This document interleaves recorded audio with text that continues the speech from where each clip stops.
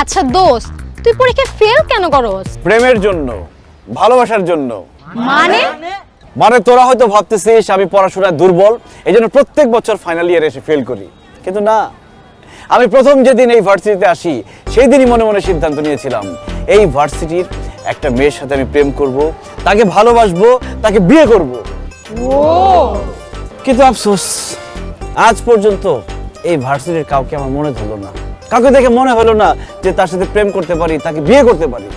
Sad. তাই আমি প্রত্যেক বছর ইচ্ছা করে ফেল করি। পাশ করলেই তো আব্বা বলবে চাকরি কর, অন্য একটা মেয়েকে বিয়ে কর, কি দরকার।